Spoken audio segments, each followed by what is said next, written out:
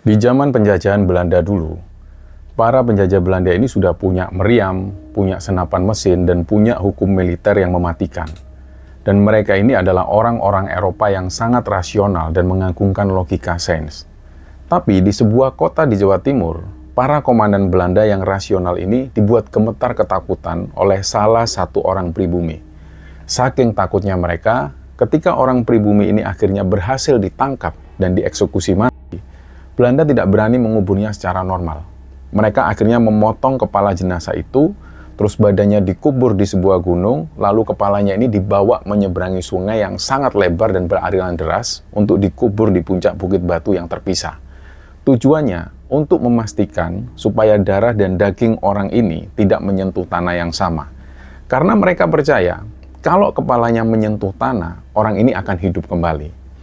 Kita menuju ke kota Kediri, Jawa Timur. Sebuah kota yang dibelah oleh aliran sungai berantas yang sangat legendaris, dan di kota ini ada sebuah nama yang sampai detik ini masih dihormati, disakralkan, tapi juga diselimuti misteri yang sangat pekat. Nama beliau adalah Mbah Boncolono. Dan kalau kalian tanya ke anak-anak muda zaman sekarang, mungkin banyak yang tidak tahu siapa Mbah Boncolono ini. Tapi kalau kalian tanya ke para sesepuh yang ada di Kediri sana, atau tanya kepada orang-orang yang mendalami spiritualitas Jawa, nama ini adalah simbol dari perlawanan kelas bawah, simbol dari kesaktian tingkat tinggi, dan simbol dari sebuah ajian ilmu kebal yang paling ditakuti sepanjang sejarah Nusantara, yaitu ilmu Pancasona.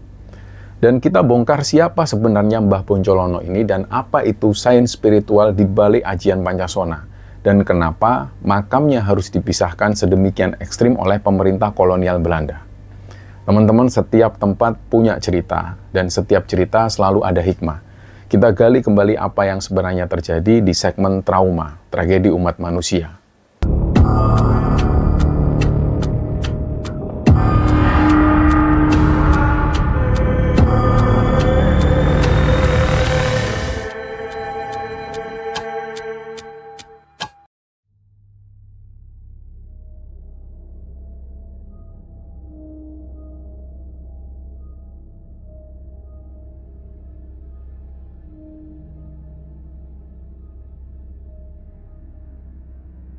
Untuk memahami kenapa Mbah Boncolono ini bisa menjadi legenda, kita harus paham dulu kondisi sosial ekonomi kota Kediri pada zaman penjajahan Belanda. Pada waktu itu, Kediri ini adalah salah satu pusat ekonomi kolonial yang sangat basah. Belanda di sana mendirikan banyak sekali pabrik gula, perkebunan kopi, dan juga area pertanian yang dikuasai oleh para menir atau tuan tanah Belanda. Dan di situ para priayi lokal ini juga menjadi penguasa yang menjadi antek-antek penjajah waktu itu. Dan sistem yang berlaku pada waktu itu adalah tanam paksa. Dan hukum ini benar-benar brutal, teman-teman. Secara ekonomi sangat brutal. Jadi dalam tanam paksa itu, petani pribumi ini dipaksa menanam komoditas ekspor. Terus hasil panennya dirampas dengan harga yang sangat murah.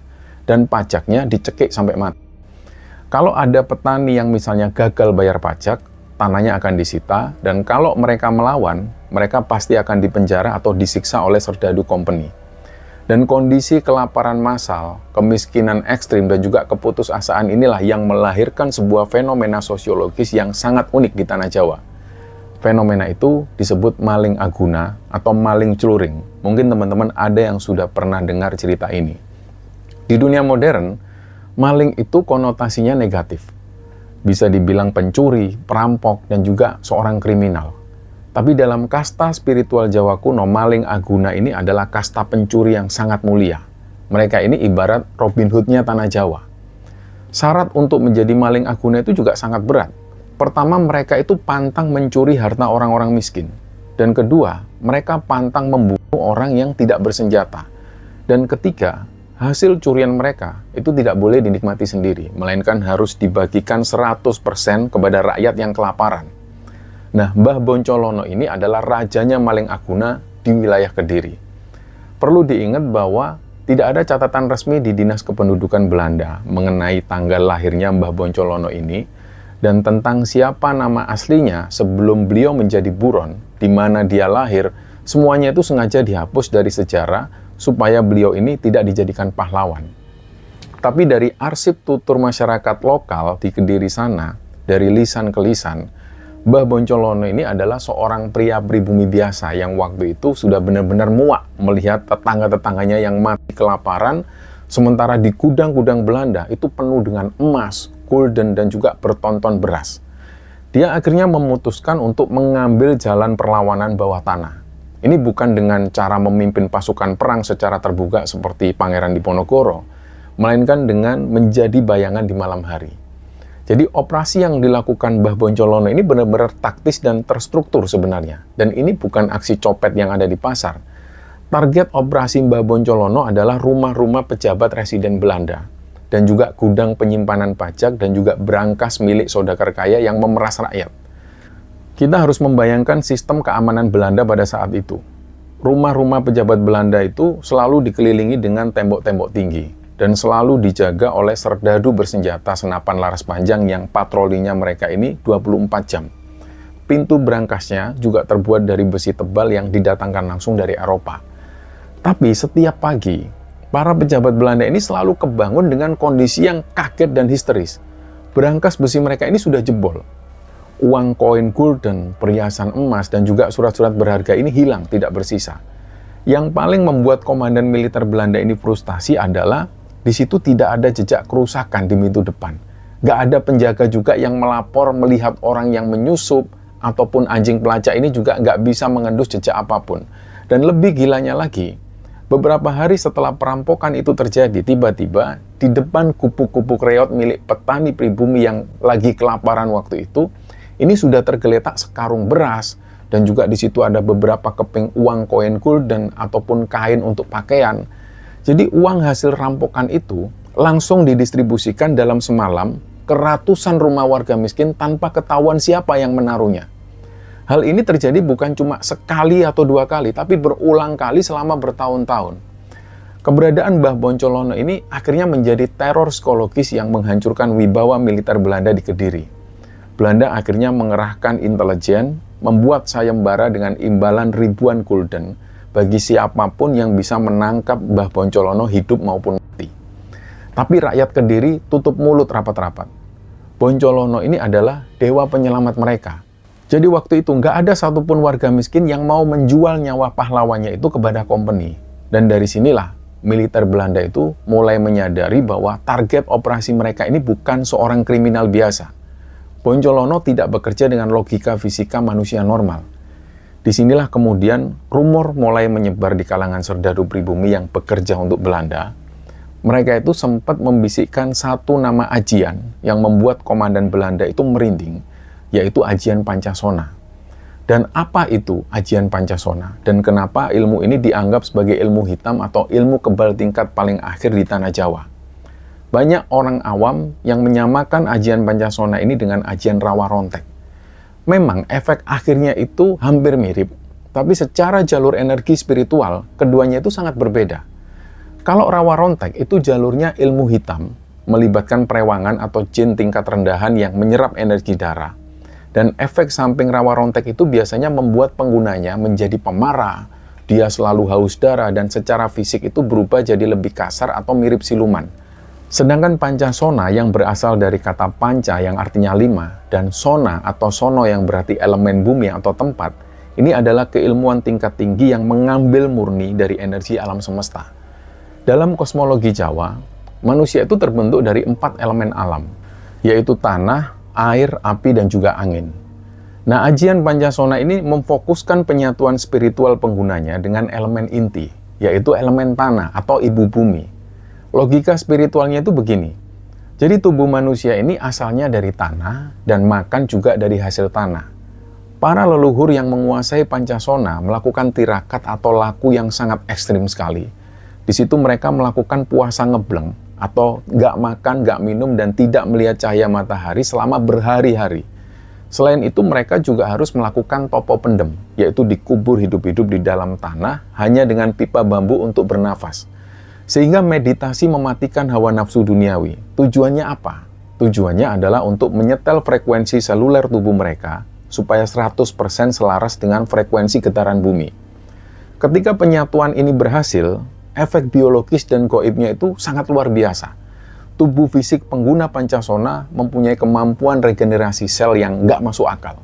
Dan kalau mereka ini dibacok menggunakan pedang atau ditembak menggunakan senapan, luka itu akan menutup kembali dengan hitungan detik.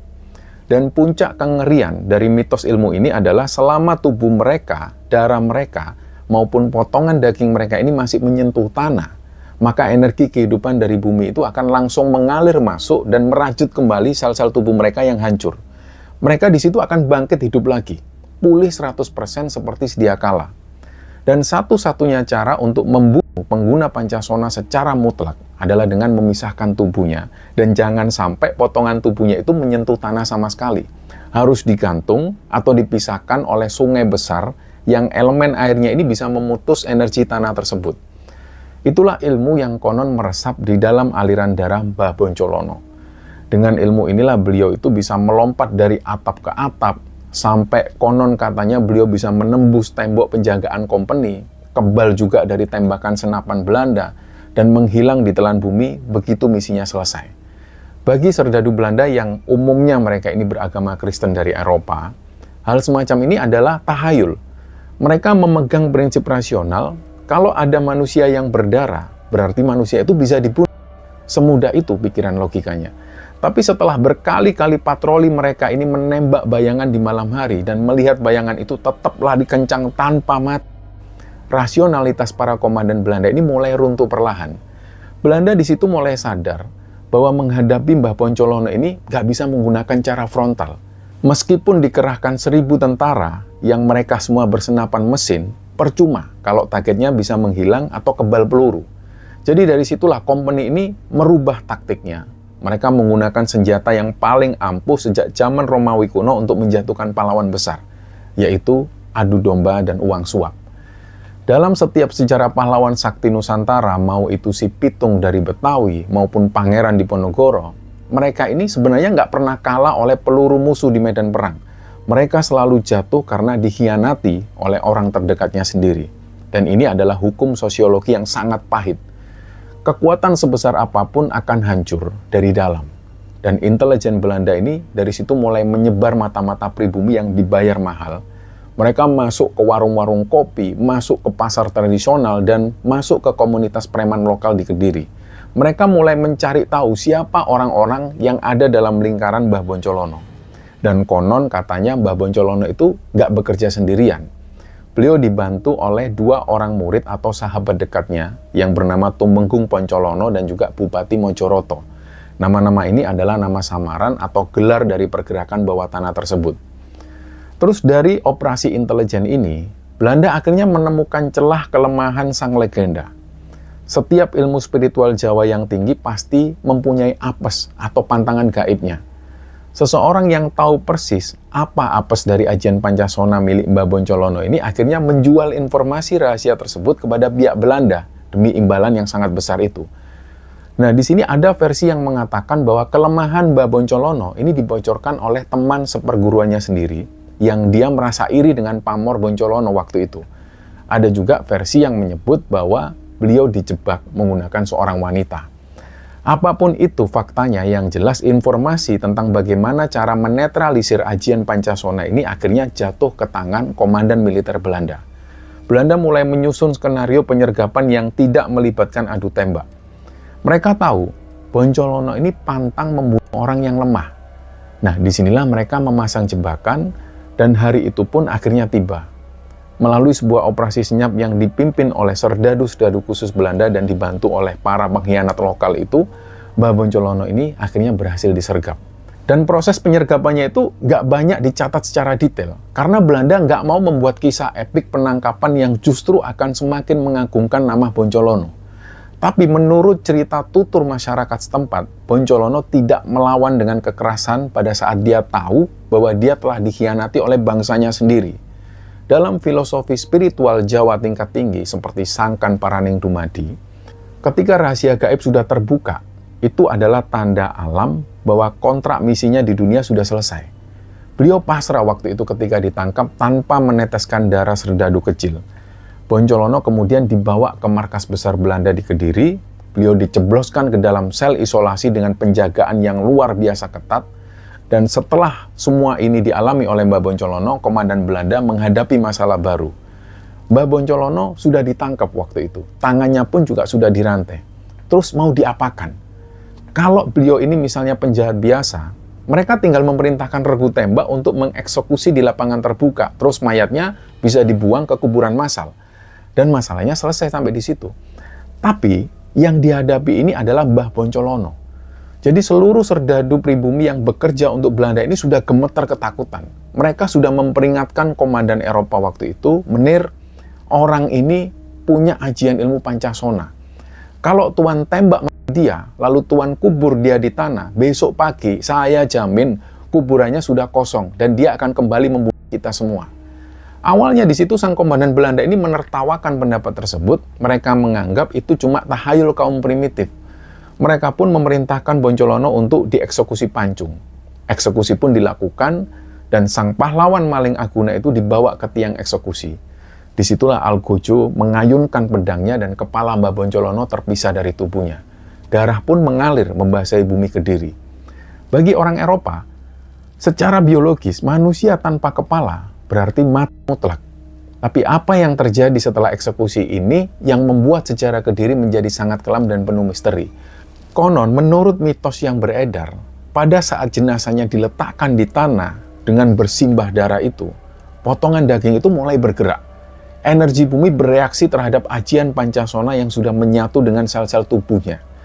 Dan melihat anomali yang sangat menampar logika sains kedokteran Eropa itu, paniklah seluruh markas Belanda. Tahayul yang tadinya mereka tertawakan itu akhirnya menjadi mimpi buruk di depan mata. Mereka harus menghentikan regenerasi sel itu sekarang juga atau mereka semua akan malam itu. Nah, mereka teringat pada informasi dari sang pengkhianat yang pernah disebutkan sebelumnya. Bahwa syarat untuk membunuh pengguna Pancasona adalah memisahkan tubuhnya, memisahkan jasadnya dengan aliran sungai, dan jangan membiarkan dagingnya menyentuh elemen tanah secara langsung. Jadi pada akhirnya malam itu juga, operasi rahasia pemakaman darurat ini dilakukan dengan kepanikan yang luar biasa. Belanda melihat peta wilayah Kediri, dan di tengah-tengah kota Kediri itu mengalir Sungai Berantas. Sungai ini adalah urat nadi Jawa Timur. Sungainya sangat lebar, luas, arusnya juga sangat deras, dan energinya sangat kuat. Belanda akhirnya menjadikan Sungai Berantas ini sebagai pisau gaib untuk memutus energi Mbah Boncolono. Mereka akhirnya membagi jenazah Mbah Boncolono itu menjadi dua bagian. Bagian pertama, yaitu tubuh atau badannya Mbah Boncolono, itu dibawa ke area barat Sungai Berantas. Mereka membawanya naik ke kawasan Gunung Klotok, dan di kaki gunung yang berhutan lebat itu, tubuh dari Mbah Boncolono ini dikuburkan. Nah, bagian kedua yaitu kepala Mbah Boncolono. Ini diurus secara khusus. Kepala ini nggak boleh berada di sisi sungai yang sama dengan tubuhnya. Maka dari itu, kepala ini dibawa menyeberangi derasnya Sungai Berantas menuju ke arah timur. Dan di sebelah timur sungai, ini ada sebuah bukit batu yang cukup tinggi bernama Bukit Mas Kumambang. Itu lokasinya berada di kawasan Gunung Wilis, dekat sekali dengan wilayah Kelurahan Pojok. Nah, para tentara Belanda akhirnya mendaki bukit tersebut dengan nafas yang ngos-ngosan membawa potongan kepala Mbah Boncolono ini. Pertanyaannya, kenapa kok harus di puncak bukit? Kenapa tidak ditanam di pinggir sungai? Nah, ini ternyata adalah strategi pengisolasian energi. Di puncak Bukit Mas Kumambang, tanahnya itu didominasi oleh unsur bebatuan yang keras, bukan tanah gembur yang kaya akan energi bumi. Dengan cara menanam kepala Mbah Boncolono di atas puncak bukit berbatu, Belanda berharap energi bumi itu nggak bisa merambat naik ke atas. Tapi itu saja belum dirasa cukup aman oleh pihak Belanda. Mereka sangat paranoid bahwa kepala itu akan menggelinding turun dan mencari badannya. Maka dari itu diciptakanlah sebuah struktur makam yang sangat aneh, yang kelak dikenal oleh masyarakat Kediri dengan sebutan makam gantung. Kalau teman-teman pergi ke Kediri dan ziarah ke Bukit Mas Kumambang hari ini, kalian nggak akan melihat makam gantung di sana. Jadi itu merujuk pada dua makna, makna harfiah dan juga makna struktural. Secara harfiah geografi, makam ini letaknya sangat tinggi di atas bukit, terpisah dari pemukiman warga di bawahnya, dan posisinya itu seolah-olah menggantung di atas awan atau di tebing bukit, jauh dari dataran rendah tanah Kediri. Secara struktural arsitektur kunonya, sebelum direnovasi seperti sekarang, Belanda tidak menggali liang lahat yang dalam sampai menyentuh tanah liat. Mereka membuat sebuah struktur dari bebatuan bata dan juga semen, sehingga posisi kepala Mbah Boncolono itu diletakkan di dalam semacam kotak batu atau peti di atas permukaan tanah bebatuan tersebut. Dengan kata lain, jenazah itu tidak bersentuhan langsung dengan elemen tanah. Jadi disitulah posisinya terkatung-katung di dalam ruang hampa kotak batu tersebut. Dan ini yang disebut metode penggantungan untuk menetralisir ajian Pancasona. Belanda di situ memastikan bahwa kepala ini tidak bisa menyerap saripati tanah, sekaligus dipisahkan oleh pagar air gaib, yaitu Sungai Brantas, dari tubuhnya yang ada di Gunung Klotok. Dan setelah makam ini selesai disegel, barulah komandan militer Belanda di Kediri itu bisa bernafas lega dan tidur nyenyak. Ancaman maling Aguna, sang Robin Hood dari Kediri itu dinyatakan benar-benar telah padam. Dan seiring berjalannya waktu, kekuasaan Belanda akhirnya hancur dan mereka diusir dari tanah Nusantara. Tapi makam Mbah Boncolono tetap berdiri di tempatnya. Masyarakat Kediri perlahan-lahan mulai mengetahui kebenaran di balik makam di puncak Bukit Mas Kumbambang tersebut. Mereka tahu bahwa yang dikubur di sana bukanlah seorang penjahat, melainkan pahlawan yang memberi makan kakek buyut mereka di zaman tanam paksa. Makam gantung di Bukit Mas Kumbambang perlahan berubah menjadi situs sejarah spiritual. Ratusan anak tangga dibangun supaya peziarah itu bisa mendaki ke puncaknya. Dan kalau teman-teman ke sana, kalian akan mendapati sebuah area pemakaman yang diteduhi oleh pohon-pohon besar dan dijaga oleh seorang juru kunci. Udara atas di bukit itu sejuk, tenang, dan juga sunyi, bertolak belakang dengan sejarah berdarah dan kepanikan Belanda pada saat membuat makam tersebut. Di sana, orang-orang nggak lagi datang untuk meminta ilmu kebal Pancasona. Sebagian besar orang yang mendaki ribuan langkah ke atas bukit itu datang untuk mendoakan arwah Mbah Boncolono, mengirimkan Al-Fatihah dan juga memetik pelajaran tentang sebuah pengorbanan tanpa pamrih. Dan teman-teman semua, satu pelajaran paling mahal dari kisah ini adalah tentang definisi kesaktian yang sejati. Banyak orang modern atau ahli spiritual zaman sekarang yang terjebak pada ilusi kesaktian fisik. Orang-orang berbondong-bondong belajar ilmu kebal, pasang susuk, beli jimat, pingin kebal dibacok, pingin bisa tahan tembakan peluru. Mereka selalu mendewa-dewakan ajian Pancasona atau rawa rontek sebagai puncak ilmu kedikdayaan. Tapi mereka lupa satu fakta sejarah. Sebesar apapun kesaktian fisik manusia, pada akhirnya mereka akan mati juga. Kullu nafsin dha'iqatul maut. Setiap yang bernyawa atau yang berjiwa pasti akan merasakan kematian. Mbah Boncolono kebal senjata, tapi tubuhnya bisa dipisahkan oleh pengkhianatan. Terus apa kesaktian Mbah Boncolono yang sebenarnya? Kenapa beliau masih diingat sampai tahun 2026 ini? Bahwa kesaktian sejati Mbah Boncolono itu bukanlah terletak pada kemampuannya hidup lagi setelah dipenggal. Kesaktian sejatinya itu terletak pada kepedulian sosialnya. Kita bisa bayangkan beliau mempertaruhkan nyawanya, dikejar-kejar oleh tentara Belanda, bukan untuk memperkaya dirinya sendiri, bukan untuk membangun keraton yang megah untuk keluarganya, bukan untuk membangun dinasti keluarga, tapi untuk memastikan tetangganya yang miskin dan juga anak-anak petani di Kediri ini tidak mati kelaparan di malam hari. Jadi sifat welas asih, rasa rela berkorban, dan tidak serakah akan harta itulah ajian yang paling sakti. Dan ilmu kebal badannya mungkin sudah dipisahkan oleh Sungai Brantas, tapi ilmu kebaikan hatinya tidak pernah bisa dipenggal oleh pedang Belanda manapun.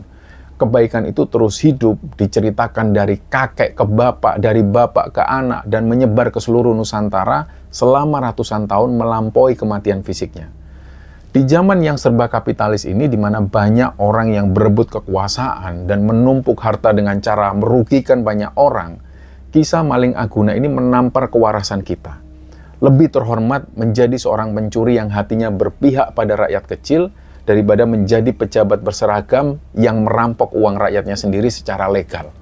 Dan semoga arwah Mbah Boncolono, sang pelindung kaum papa dari Kediri ini mendapatkan tempat yang tenang dan damai di sisi Allah Subhanahu wa Ta'ala. Dan semoga kita semua bisa mewarisi ajian Pancasona versi modern, yaitu ilmu kebaikan yang tidak pernah mati, yang terus merajut harapan orang lain meskipun kita sendiri sedang dilukai oleh kerasnya kehidupan. Semoga kisah ini bisa kita ambil hikmah dan bisa kita ambil pelajaran di dalamnya. Mohon maaf jika ada salah-salah kata. Wassalamualaikum warahmatullahi wabarakatuh.